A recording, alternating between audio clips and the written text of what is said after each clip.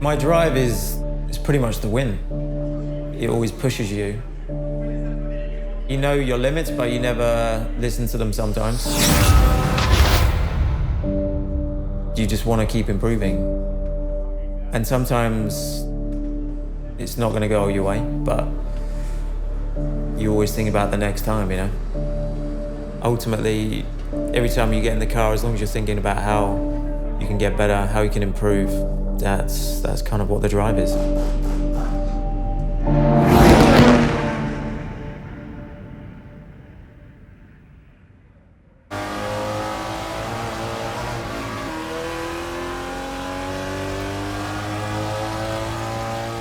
Racing's all about the pure pleasure of driving something, just completely flat out.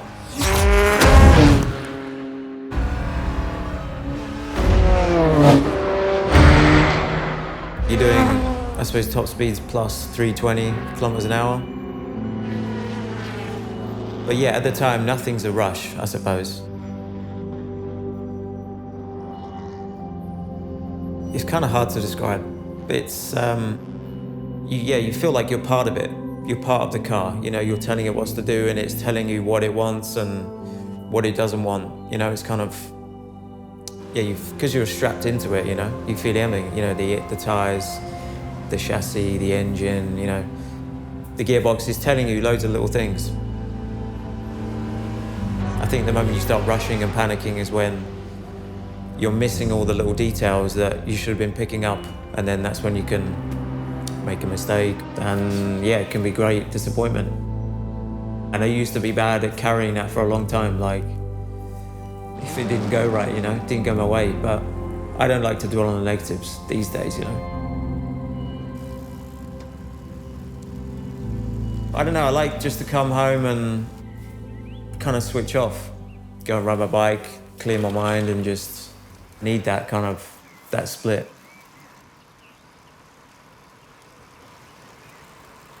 Racing's been my life since I was 8 years old. My dad took me to like a local go-kart place. He kind of got me into it, and then he was, you know, my go-to guy. He was my mechanic, my dad, my coach, kind of everything, you know. I know he's proud, yeah. He might say different when he comes around, but... Oh, Pops, put the old banger over. Yeah. Yeah. You right? You good? Yeah. Yep. Very good. What you got with you? Got some pictures of you. God, these are old. 24 years ago. There's Lewis Hamilton. Yeah. I think Lewis must have been 10, was he? There was a big bunch of talented drivers all came up at the same time. The first time you ever went in a go-kart, you were flying. I suppose we were a little team though, weren't we? Well, we were. Yeah, and he'd be there on the side of the track with the stopwatch, you know, doing the averages all the way around, and you'd be coming past, looking at him. All you wanted was like a bit of, you know, encouragement, like a thumbs up or something. If you didn't get a thumbs up, then you knew you weren't doing well enough, so that was good. That kind of taught you well. But we got there in the end, didn't we? Yep. Yeah. Yeah, And definitely. it's all about perseverance, isn't it? Yeah. You got to be in it to win it. That's for sure. There was a bit of a backdraft. You know, when Mike had his big accident at IndyCar, at the Indy 500, you think, I'm not sure I'm going to see this anymore. But that was the only moment I think I ever thought, you should never go racing again. I bet. I know, yeah. That was a scary moment. So lucky to have survived that crash. The biggest one I had, was Indy 500 in 2010. I had enough fuel to go at the end, and all the cars in front of me didn't. So came into like turn 3, was behind Ryan Hunter-Reay. And I clipped his back wheel, and as soon as I was airborne, I was like, oh shit.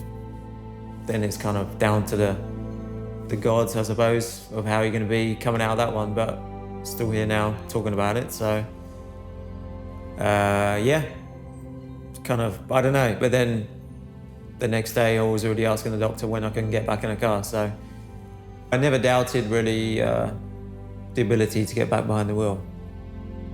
Well, actually, when I got back to Indy the year after, didn't feel 100% comfortable, and the car didn't feel right. Maybe that was a mental thing, I don't know. I just felt like it was just too much risk. Maybe I should not do this style anymore of racing. So that was a tough decision. Hello and welcome to Spa-Francorchamps for the start of the FIA World Endurance season, the Super Season. I look back on it now and think it was probably the best decision I ever made, because it opened up my eyes to all the sports car racing, and I just really enjoy where I am at the moment. The number 7 set the fastest laps of all, but a discrepancy with their fuel flow measuring equipment means that they have been penalised. They will start the race not from pole position, but from the pit lane, a lap after the rest of the field. Yeah, no, I definitely don't see the crash as a negative, really. I think it changed me as a driver for the better. You know, mentally, just being stronger.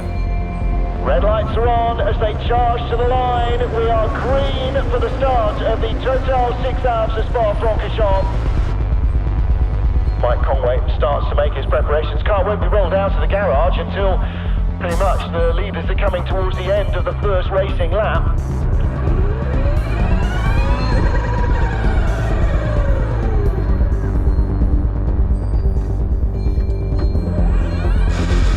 Now to the pit lane, the number 7 Toyota begins its race.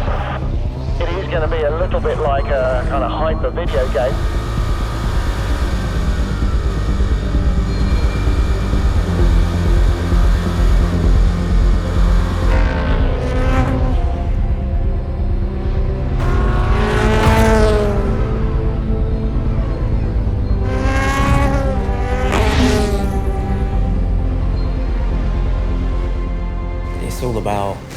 It's all about winning.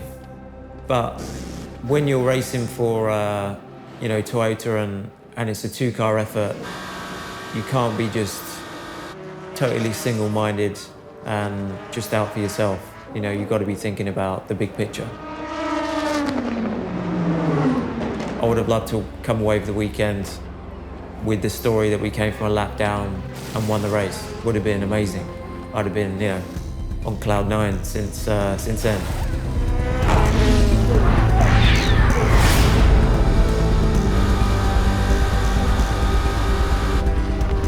We didn't do it, but we still came really close. To come back from where we did, to get to where we were, was a great achievement by the whole team. A 1-2 for the team is what we want as well for the rest of the year. So the fact that I'm a little bit disappointed is only motivation for the next one. On to the big one now, to Le Mans.